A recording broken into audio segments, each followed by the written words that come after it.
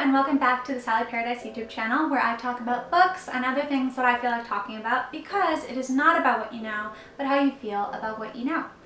Today we are on episode 2 of the Beatnik 101 series, and we will be discussing the Beatnik Big Boom. If you have not already, please go check out episode 1, which is on Jack Kerouac, the founding figure type of the Beatnik generation. Before we get into today's video, just a quick disclaimer that I am not an expert or a historian on the Beatnik generation. I am simply an admirer and fan of it. I would also like to preface this video by saying that a lot of people think that the Beatnik Big Boom was actually when Allen Ginsberg read Howl at the Sixth Gallery and then launched the San Francisco Renaissance, which I would agree with. But today we are talking about the Beatnik Big Boom genesis moment of the original four. So the original four is Jack Kerouac, William S. Burroughs, Allen Ginsberg, and someone you might not have heard of before, and his name is Lucien Carr. So this big boom moment was very much a domino moment where everything kind of springs forth from. And in this case, we're discussing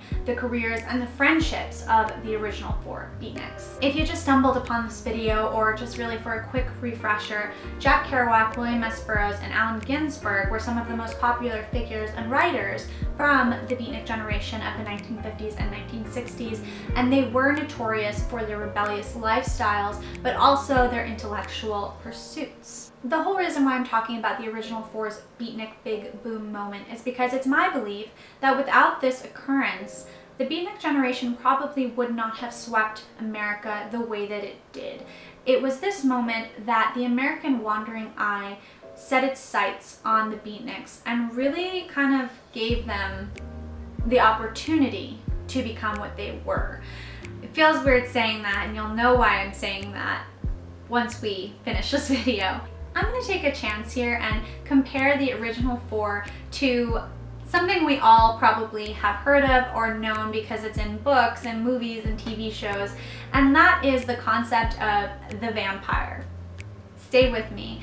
If you've ever seen Vampire Diaries or True Blood, or really any movie where there's this kind of original vampire figure or group of original vampires, then you know that without the original vampires, all of the other vampires would not exist. And that's how I kind of think about the original four Beatniks.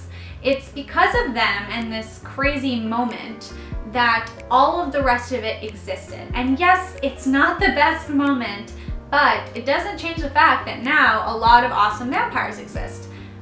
But again, Beatniks. Hopefully that example didn't throw you off too much, but I just wanted to find a way to kind of talk about the Beatniks as something other than old writers from the 1950s and 60s, because I get that that can be kind of boring, but really I think that their stories, their work, and their lifetimes were just a very exciting time in history. Yeah, so without further ado, let's get into the Beatnik Big Boom moment and what it was. In 1944, Lucien Carr, who at the time was 18 years old and a student at Columbia University, murdered David Cameron and then dumped his body into the Hudson River. Pretty dark stuff, but let's rewind a little bit and see who these people were and how this relates to the Beatnik generation and why Lucien Carr is one of the original four. Lucien Carr at the time, again, was 18 years old and a student at Columbia University.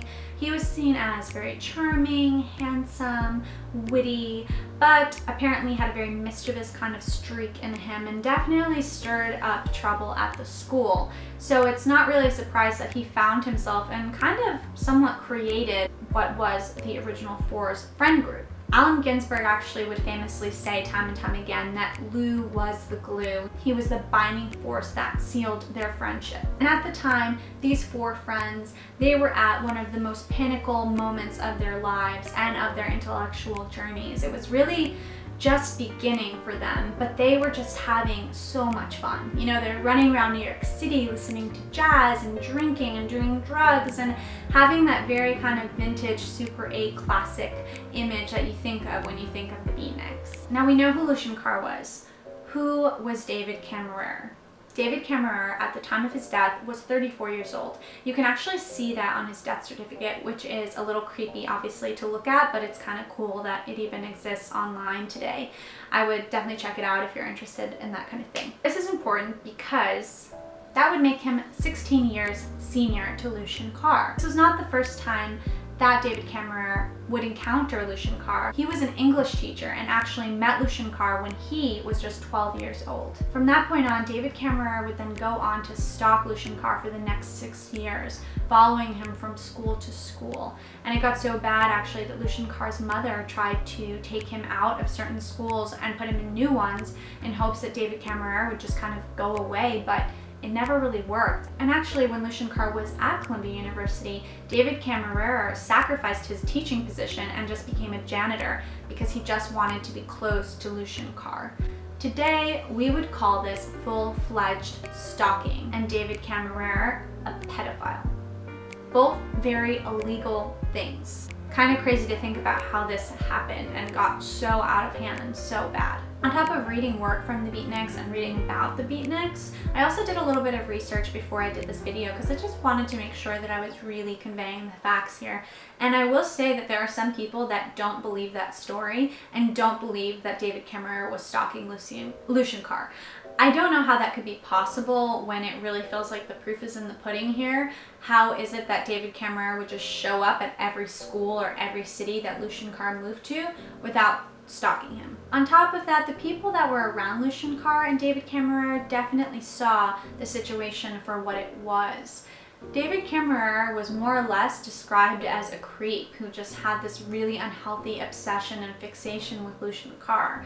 Actually, William S. Burroughs had his own personal relationship with David Kammerer because they knew each other from childhood. And he famously actually told David Kammerer that he needed to basically find someone new to put all of this energy into because it was getting out of hand. And when you read about this occurrence, and you can read about it from the perspective of Jack Kerouac and William S. Burroughs in the book The Hippos Boiled in Their Tanks, you get this kind of sense that everyone didn't really understand how Lucien Carr could have had these civil encounters with David Kammerer in the first place after being stalked by him.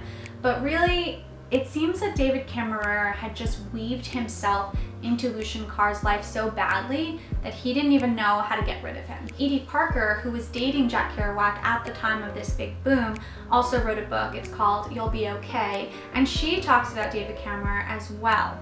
She basically said that they all tried to avoid David Kammerer and that he was super annoying and that he ruined their lives. Basically, this really beautiful time when Lucien Carr, Jack Kerouac, and Allen Ginsberg were in college, and William S. Burroughs was not in college, but he was also a part of the friend group, and they were all just having kind of a grand time. It was all put to a halt and ruined by David Kammerer. All of this stalking and this pedophile behavior came to a head when Lucien Carr basically snapped and said he had had enough and was warding off sexual advances made by David Kammerer. So he stabbed him and then dumped his body in the Hudson River by putting rocks in his pockets. And it is said that David Kammerer was still alive when Lucien Carr did this. It's all pretty crazy stuff. He did go to jail for the murder of David Kammerer, but what's really interesting is that what helped his case was not the stalking, but the fact that David Kammerer was a homosexual. At the time, this obviously wasn't taken kindly to, and the behavior was seen as illegal and mad. People would often get sent to psych wards for being gay. Fast forward just a little bit so we can kind of wrap up Lucien Carr's story. He was arrested, he did go to prison, and he did get out, and then he did remain friends with the original four, and he worked at United Press basically until the time of his death. He was a functional member of society. He also got married, and it is said that he was the one that gave Jack Kerouac the scrolls on which he wrote On the Road On. Now that I've wrapped up Lucien Carr, I just want to talk about where the other original four members were at this time and basically how this affected their lives. At this time, again, it was a scandal like Columbia University had never seen, and the media really just ate this up. I mean, to them, Lucien Carr was this elite kind of snooty student at Columbia University who ended up being a cold-blooded murderer, or at least that's how they spun it in the news. Jack Kerouac and Burroughs also kind of went down with the ship because Lucien Carr went to them about the murder. William S. Burroughs told Lucien Carr to turn himself in, but didn't go to the cops, and Jack Kerouac helped Lucien Carr dispose of the murder weapon. So basically, nobody went to the cops. Lucien Carr eventually did, and then Kerouac and Burroughs were charged with being accessories and witnesses. The media, again, at this time just ate this story up. So this group of people, before they were the Beatniks, became this fascination for the American public.